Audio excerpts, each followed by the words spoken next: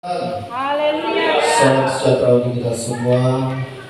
Pada saat pagi hari ini kita patut bersyukur kepada Tuhan, karena Tuhan begitu baik dalam setiap kehidupan kita. Pagi hari ini saya juga berterima kasih kepada Yesus Kristus sebagai kepala gereja kita yang masih memberikan kekuatan kesehatan bagi kita semua, dan berterima kasih kepada gembala yang ada yang masih memberikan kesempatan untuk saya menyampaikan firman Tuhan pada saat pagi hari. Kita mau sama-sama membuka Alkitab kita yang terdapat dalam kitab Efesus pasal 4 ayat yang ke-32. Kita akan buka Alkitab kita, surat Paulus kepada jemaat yang ada di Efesus.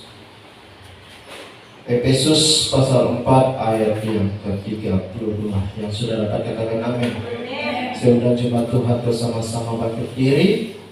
Kita akan baca bersama-sama pada hitungan yang ke-3. 2, 3. Tetapi hendaklah kamu ramah seorang terhadap yang lain, penuh kasih mesra dan saling mengampuni, sebagaimana Allah di dalam Kristus telah mengampuni kamu. Puji Tuhan. Sampai duduk.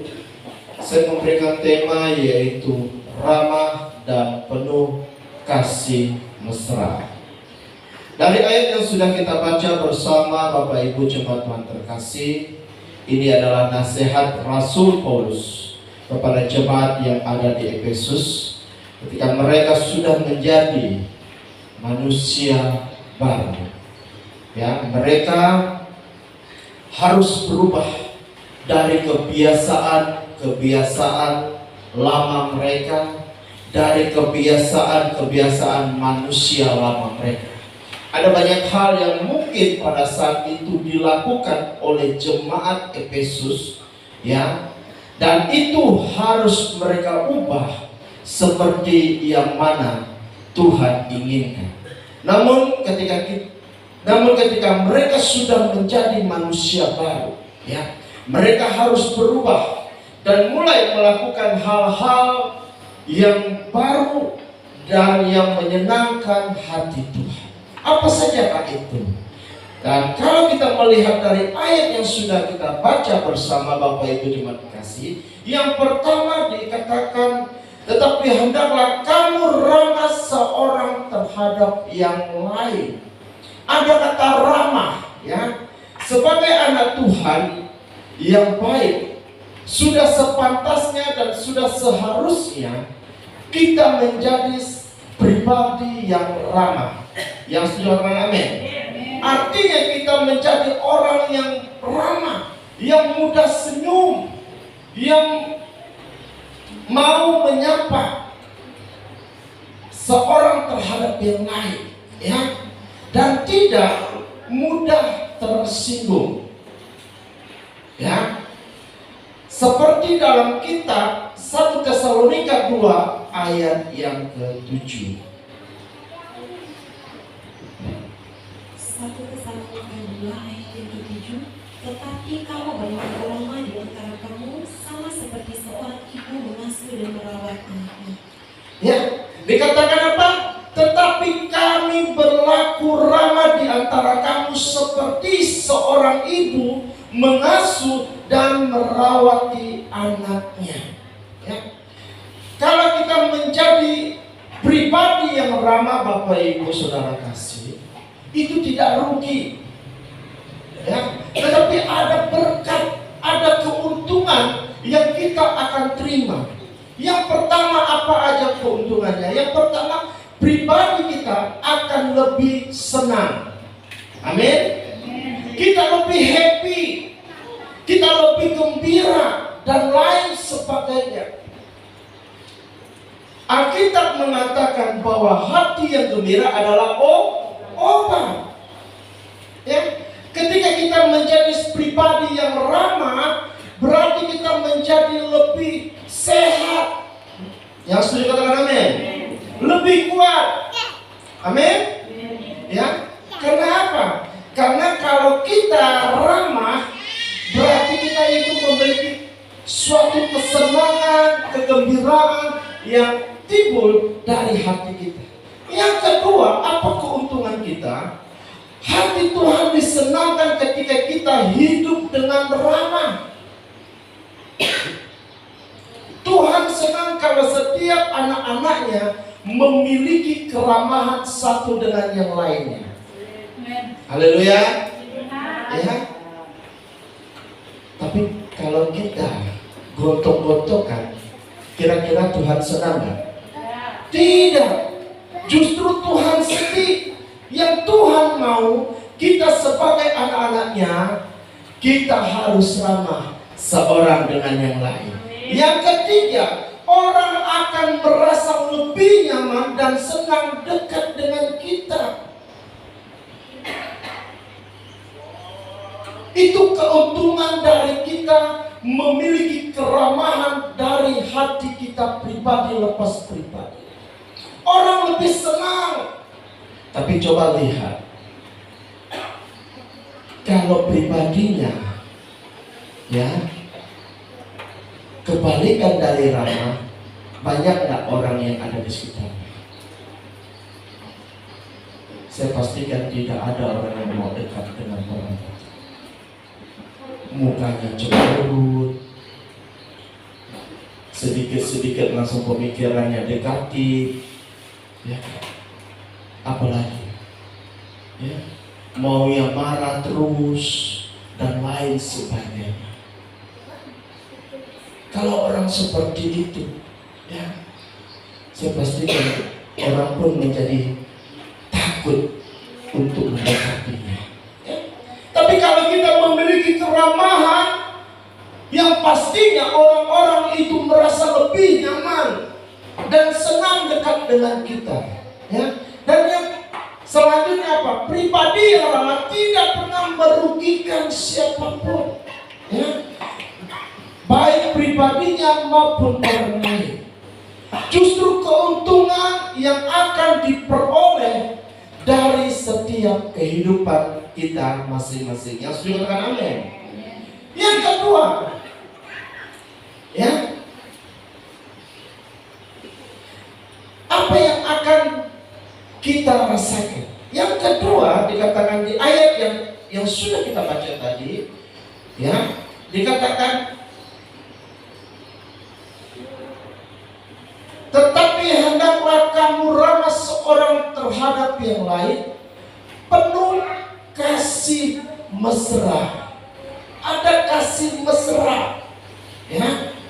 Kalau kita membaca firman Tuhan, mulai dari kitab Kejadian sampai kitab Wahyu, ada banyak tulisan yang Tuhan tulis dalam Alkitab kita masing-masing, ya, menjelaskan bahwa kita sebagai pengikut Kristus harus mempunyai kasih. Yang setuju katakan amin.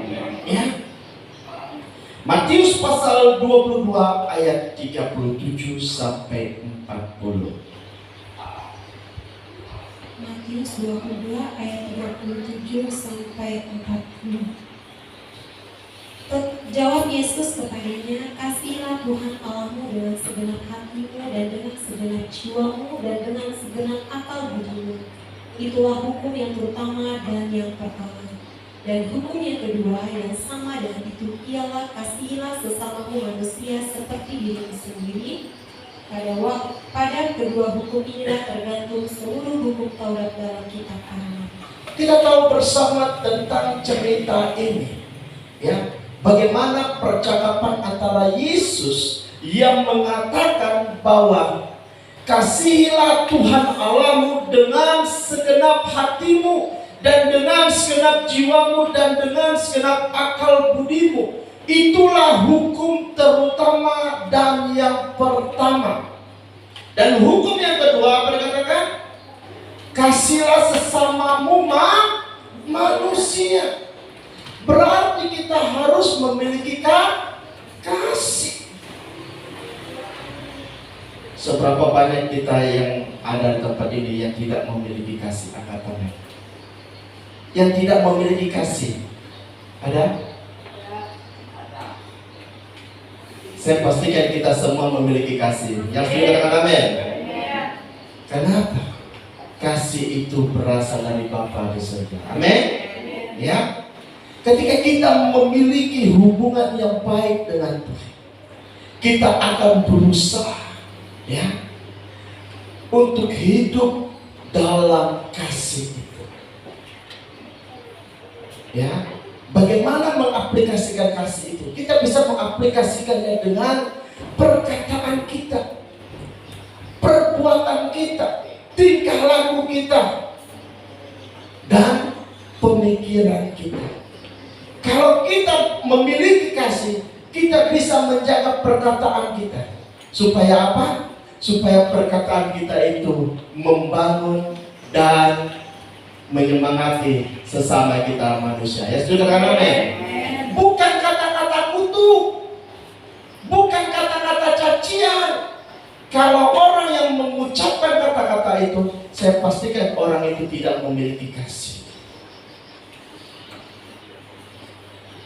Karena Yesus sendiri, ketika dia pelayanan di muka bumi, dia tidak pernah mengeluarkan kata-kata yang tidak baik.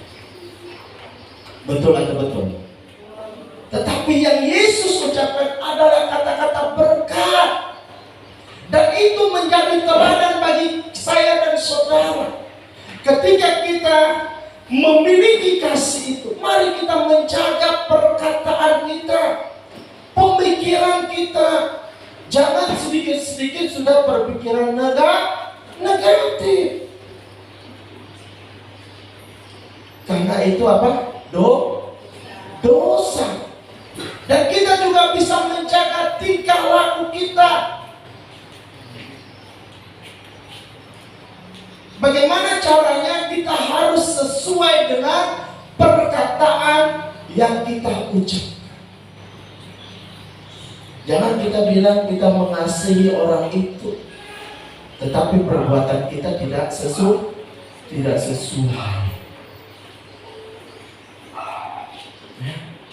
Jadi perkataan kita itu selaras dengan apa yang kita lakukan. Yang sudah kan, amin. Supaya apa? Supaya kasih itu berdampak dalam setiap kehidupan pribadi, lepas pribadi kita masing-masing. Ketika kita sadar bahwa diri kita ini sudah dikasihi Tuhan, dengan spontannya kita juga bisa memberikan kasih itu kepada orang lain. Ya sudah, amin. Makanya kita perlu menikmati kasih Tuhan itu. Ya.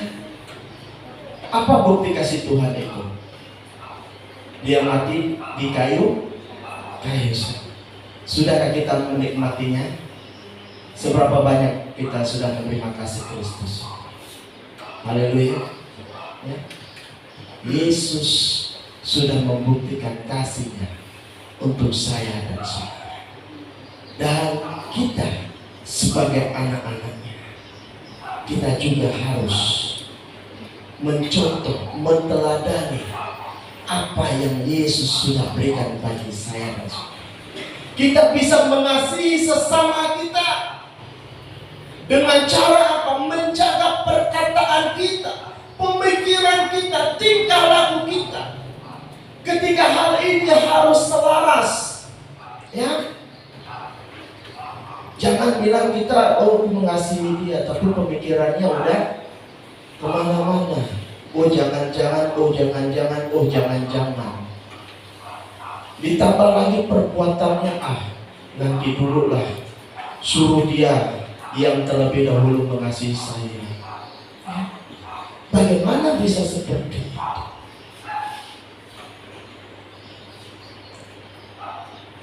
Jangan kita menunggu-nunggu.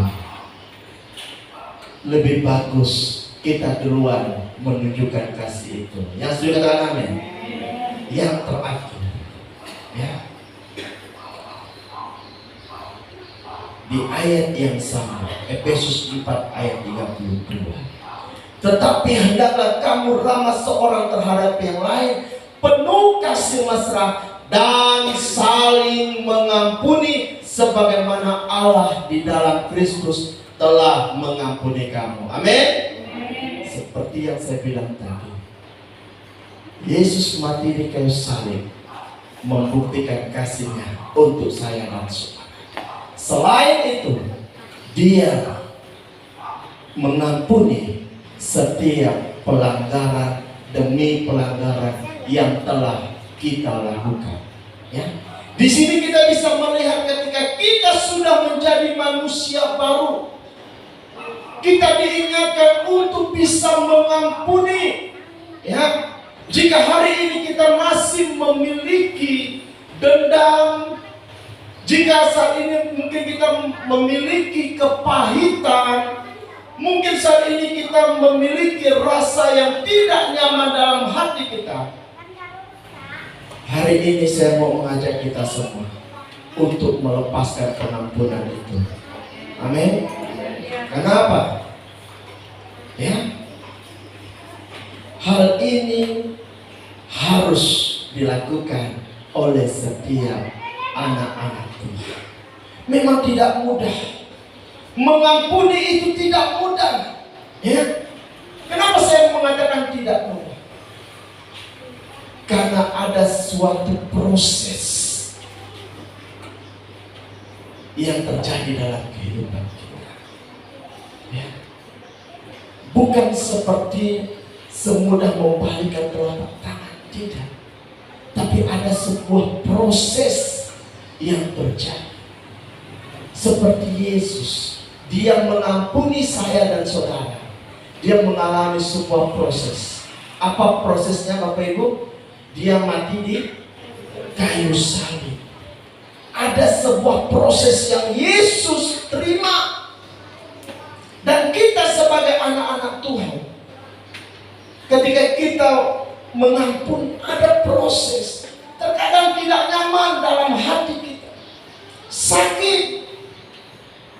Tapi itulah proses yang harus kita lakukan. Ketika Yesus mati di kayu salib bukan enak Bapak Ibu, tidak. Ya. Sakit. Sampai Dia menjerit kepada Bapa di surga. Itu bukti bahwa proses yang Yesus alami itu bukan hal yang enak.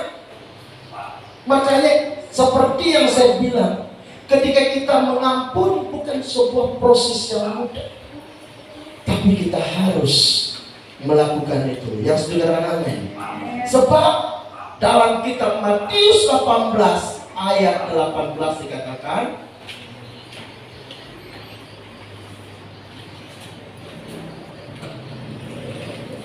ayat 18, Aku berkata kepadamu, sesungguhnya apa yang kamu ikat di dunia ini akan terikat di surga, dan apa yang kamu lepas di dunia ini akan terlepas di surga. Dikatakan apa yang kamu ikat di bumi akan terikat di surga.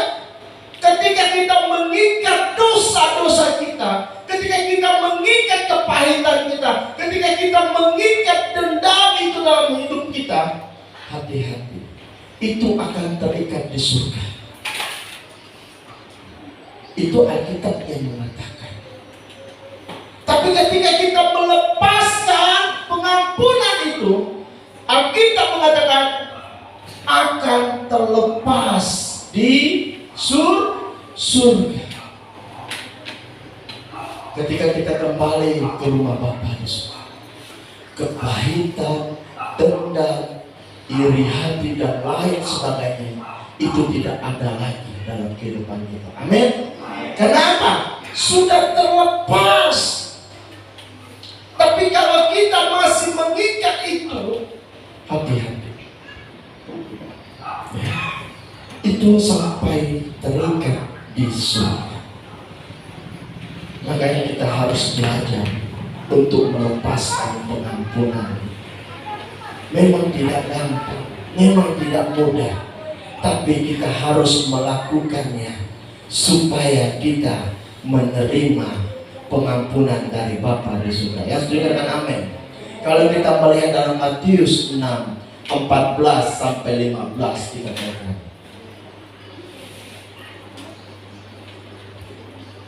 Matius 6, 14 sampai 15. Matius 6 ayat 14 sampai 16. Karena jikalau kamu mengampuni kesalahan orang, Bapamu di surga akan mengampuni kamu juga. Tetapi jikalau kamu tidak mengampuni orang, Bapamu juga tidak akan mengampuni kesalahanmu. Dikatakan apa? Jikalau kamu mengampuni kesalahan orang, Bapamu yang di surga akan mengampuninya juga. Amin. Tetapi sebaliknya, jikalau kamu tidak mengampuni, Bapamu juga apa dikatakan? Tidak akan mengampuni kesalahanmu. Mau mengampuni? Mau mengampuni? Memang tidak gampang. Tidak gampang. Ada sebuah proses. Tapi itu harus kita lakukan. Dan mengampuni ini tidak hanya 1-2 kali saja. Tapi Alkitab mengatakan Matius 18 ayat 21 sampai 22.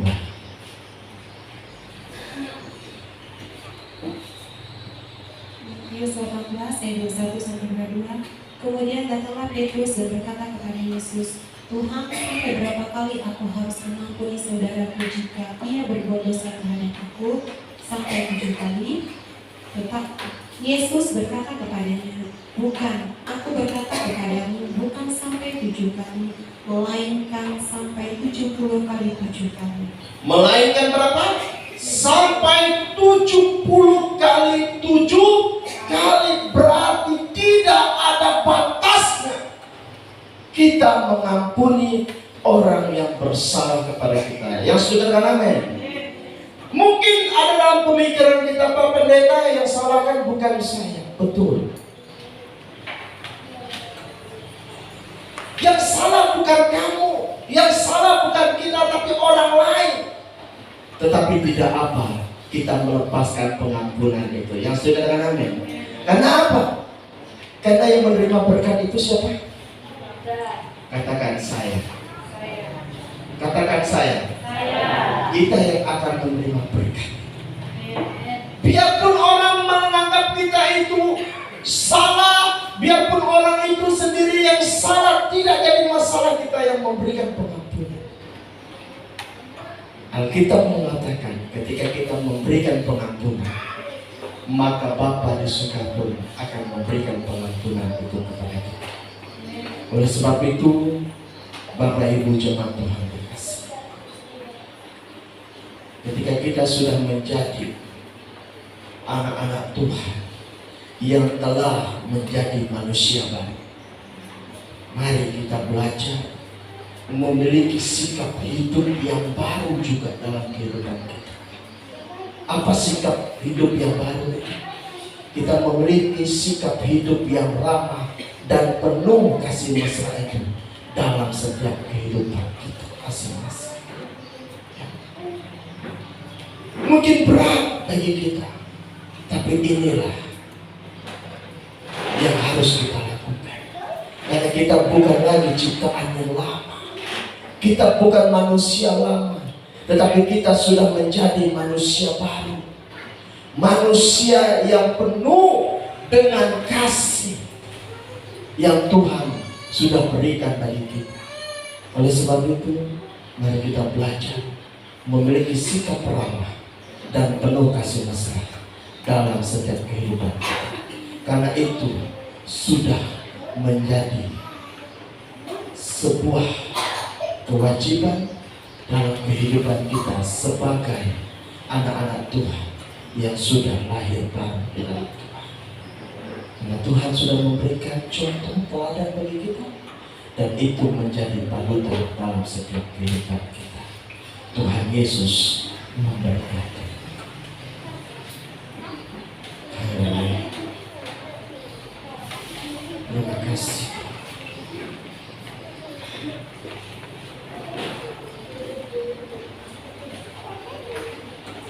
Kita naikkan pujian kasih yang sempurna.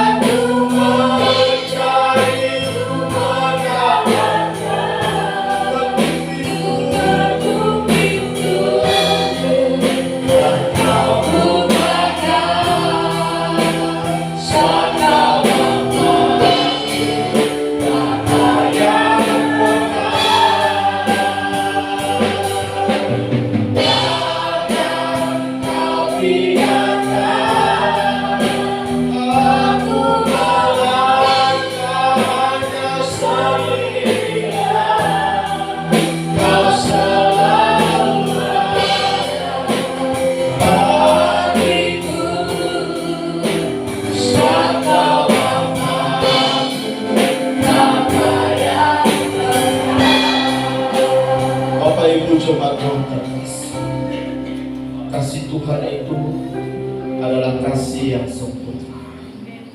Dia memberikan kasih agape dalam setiap kehidupan. Hari ini kita diingatkan melalui firman. Ketika kita sudah menjadi anak-anak Tuhan yang sudah lahir baru, yang sudah menjadi manusia baru, kita harus memiliki sikap hidup yang ramah, yang memiliki kasih mesra itu, yang mau mengampuni setiap kesalahan-kesalahan yang mungkin dilakukan oleh saudara-saudara kita, bahkan mungkin istri, suami, bahkan mungkin anak-anak kita, atau mungkin orang-orang yang mungkin kita kenal telah menyakiti hati kita. Biarpun terkadang kita tidak salah, tetapi mari kita mau mengampuni seperti Yesus telah mengampuni setiap pelanggaran-pelanggaran kita. Ketika kita mengampuni mereka, mengampuni saudara-saudara kita, mengampuni keluarga kita, maka Bapa di surga juga akan mengampuni setiap pelanggaran-pelanggaran kita. Buka hati, berikan pengampunan itu supaya kita menerima berkat dari takkan kau biarkan aku melangkah dengan sendirian.